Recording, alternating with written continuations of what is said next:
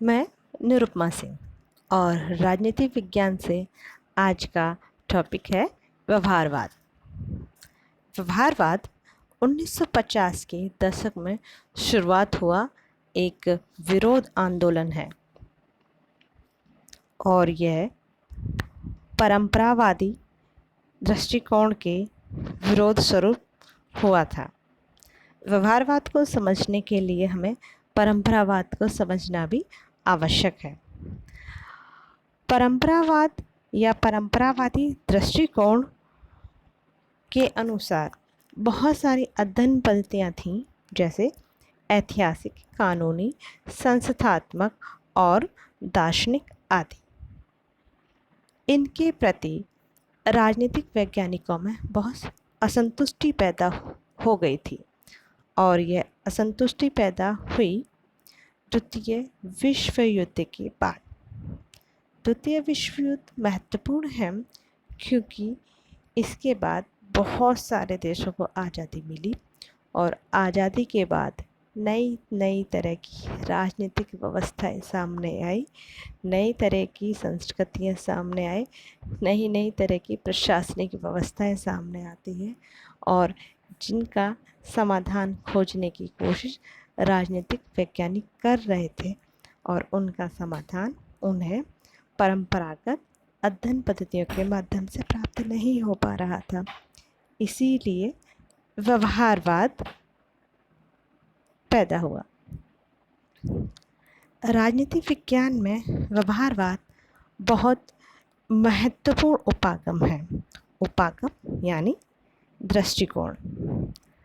अच्छा, व्यवहारवाद अपने आप में एक सुधार आंदोलन था जो परंपरावादी अध्ययन पद्धतियों में सुधार करना चाहता था।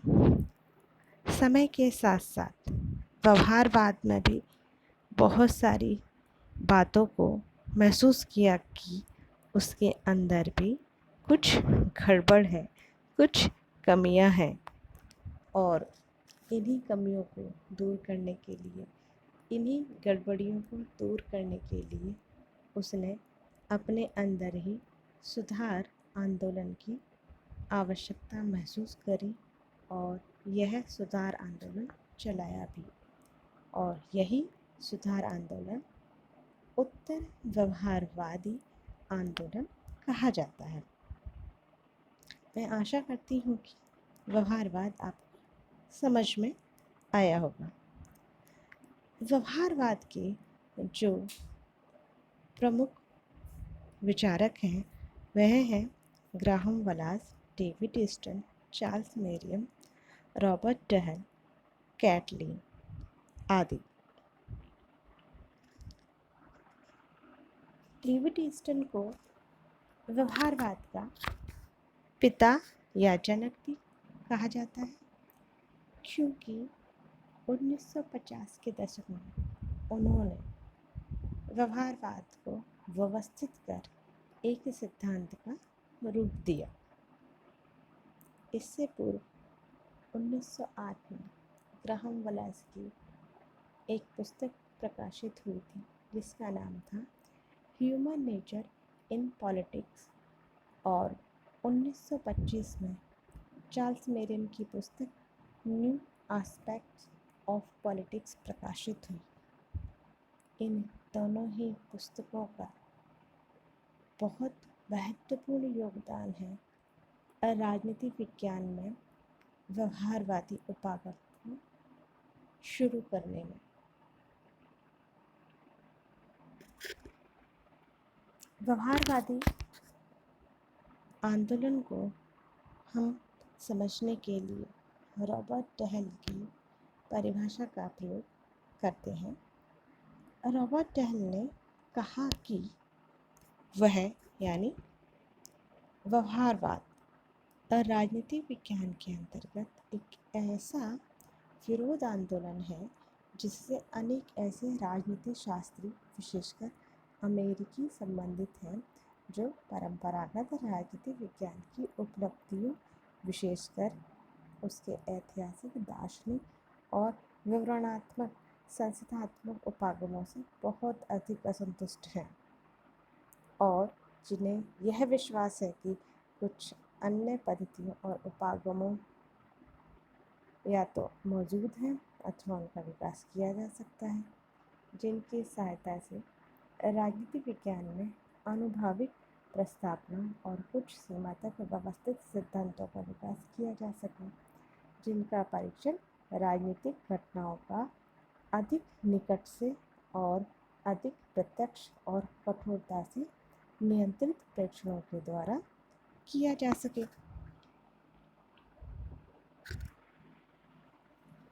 हम समझ सकते हैं कि राजनीति विज्ञान में व्यवहारवाद क्यों आया। अब हम व्यवहारवाद की जो विशेषताएं हैं उन्हें समझते हैं।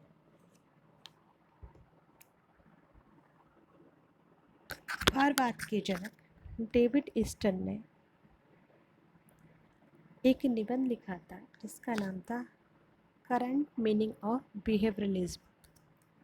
इसमें उन्होंने व्यवहारवाद की 8 विशेषताओं के बारे में बताया था। पहली विशेषता थी नियमितताएं, यानी रेगुलरिटीज।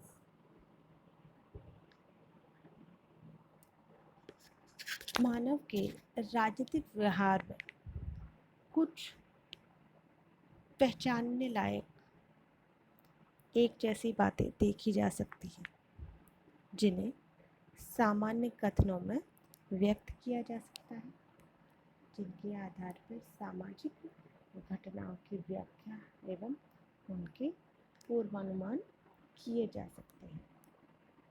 यह ही नियमितता है। दूसरी जो विशेषता है वह है सत्यापन, यानी वेरिफिकेशन। सारा ज्ञान सर्वेक्षण के परीक्षण पर आधारित होना चाहिए, ऐसा व्यवहारवाद मानता है। सत्यापन से अभिप्राय है कि प्रामाणिक होने के लिए ज्ञान उन सूत्रों से बना होना चाहिए जिनका प्रयोगात्मक परीक्षण किया जा सके। व्यवहारवादी ऐसे ही किसी भी घटना या ज्ञान को नहीं मान लेते हैं। तीसरी जो विशेषता है वह है तकनीक। सामग्री को ग्रहण करने और उसकी व्याख्या करने, प्रामाणिक रूप में विश्वास करने योग्य एवं तुलनात्मक सामग्री देने वाले अनुसंधान के उपकरणों व शैलियों के प्रयोग में सही तकनीक को अपनाना चाहिए। अर्थात नियमितताओं में हमने जिन बातों की खोज करी और हम जिनका सत्यापन कर रहे हैं, वह सत्यापन कैसे होगा? इन तकनीकों के माध्यम से ही होगा। इसीलिए तकनीक बहुत ही महत्वपूर्ण स्थान रखती है व्यवहारवादी अध्ययन में। आगे जो विशेषता है वह है परिमाणीकरण, क्वांटिफिकेशन।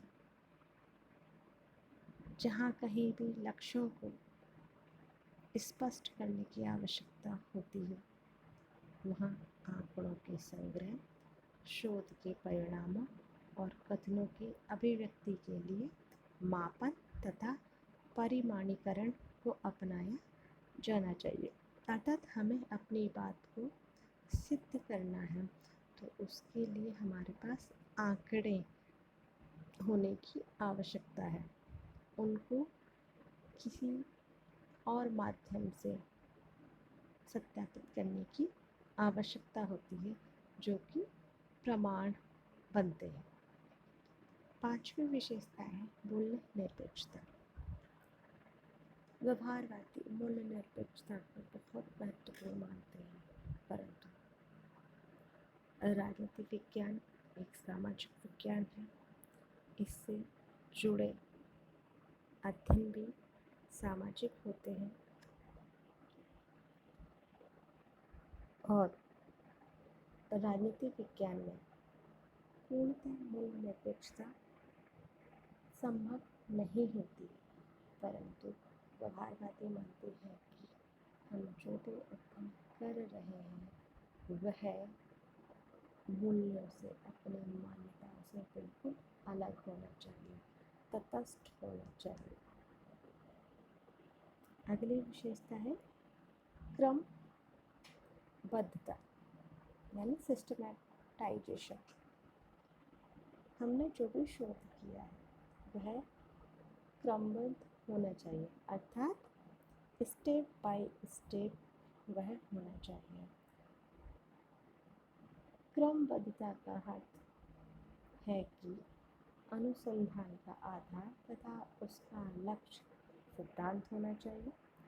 सिद्धांत को तथ्य से अलग नहीं किया जा सकता है और तथ्यों के विश्लेषण में सिद्धांतों की उपेक्षा नहीं की जा सकती है।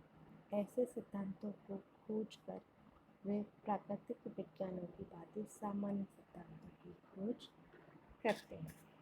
ज्ञान अगर क्रमबद्ध होगा और व्यवस्थित होगा तो यह बात सत्य है, वह अच्छे से सभी को समझ में आएगा और स्पष्ट भी होगा।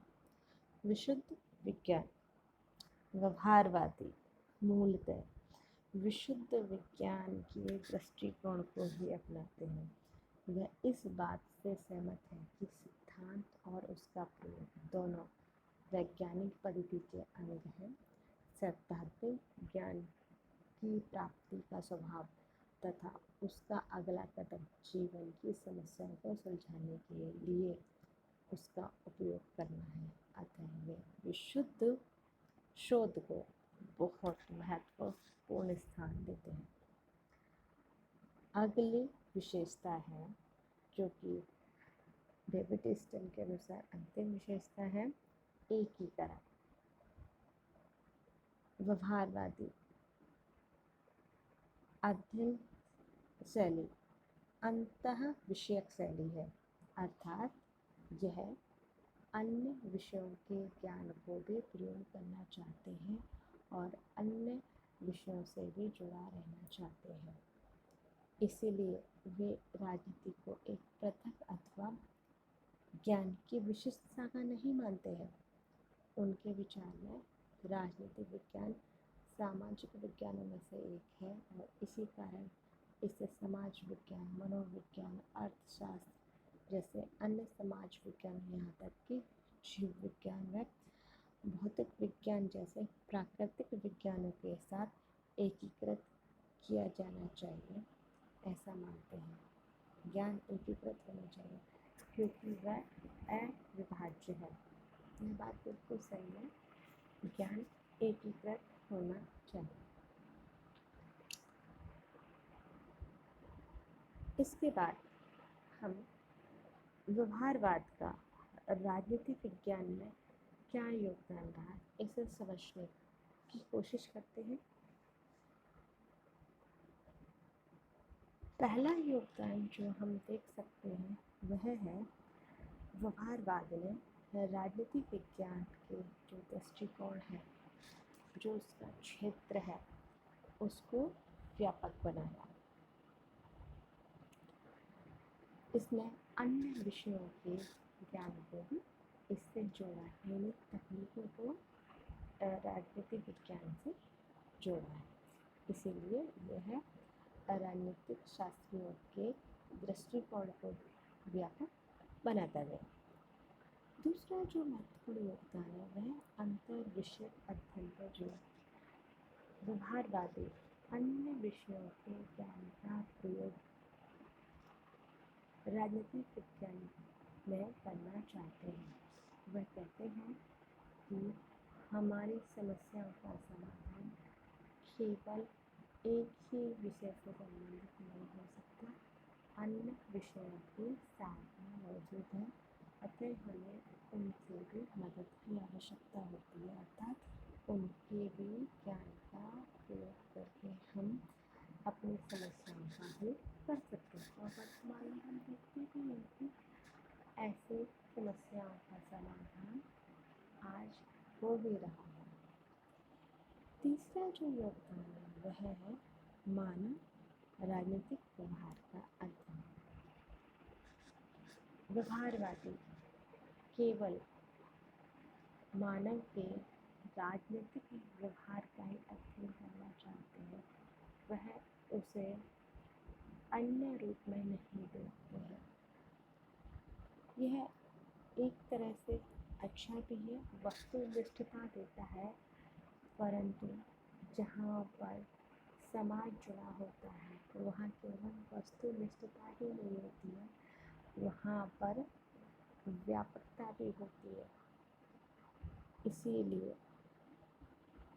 मानव व्यवहार का जो अध्ययन है वह एकांकी होने के साथ संपूर्ण के साथ में भी करने की आवश्यकता होती है, परंतु इससे पूर्व में ऐसा नहीं होता था। तो व्यवहारवाद का यह बहुत बड़ा योगदान है कि वह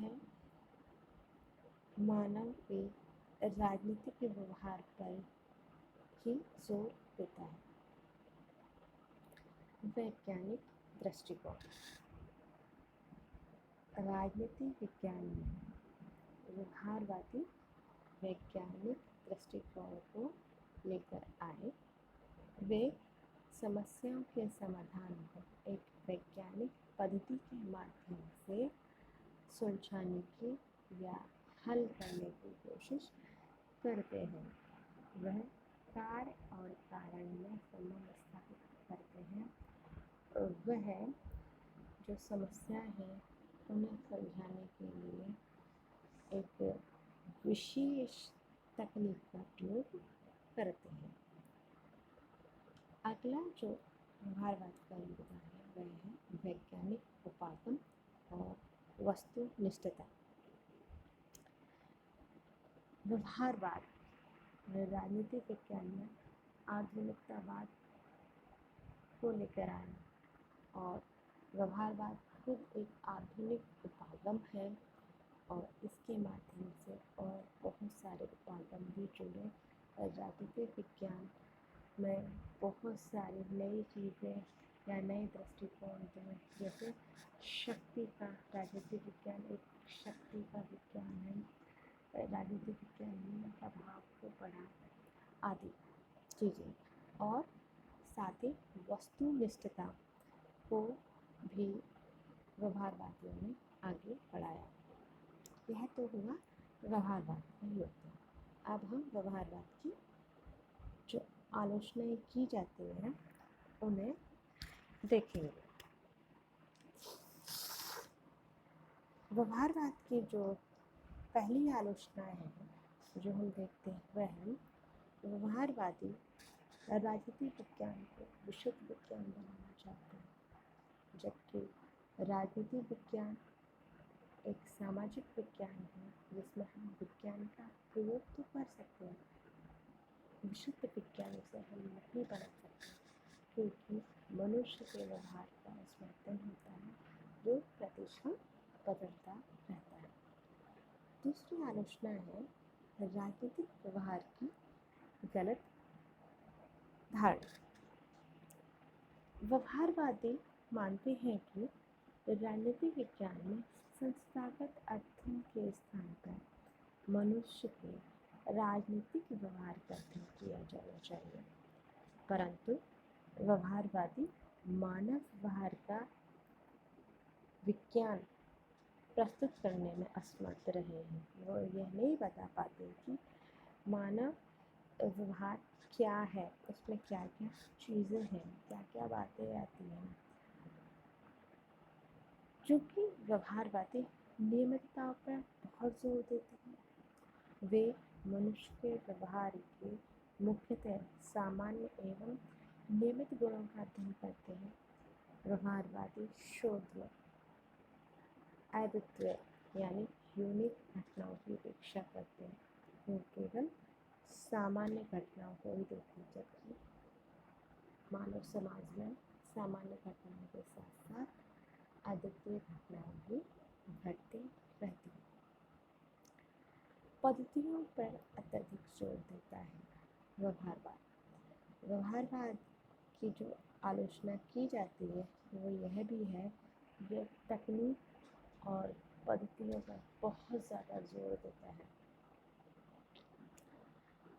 जो कि समाज विज्ञान में एक हद तक संभव है, लेकिन पूर्णतः हम उन्हें एक प्राकृतिक विज्ञान की भांति प्रयोग कर सकें तो ऐसा सामाजिक विज्ञान में संभव नहीं हो पाता है।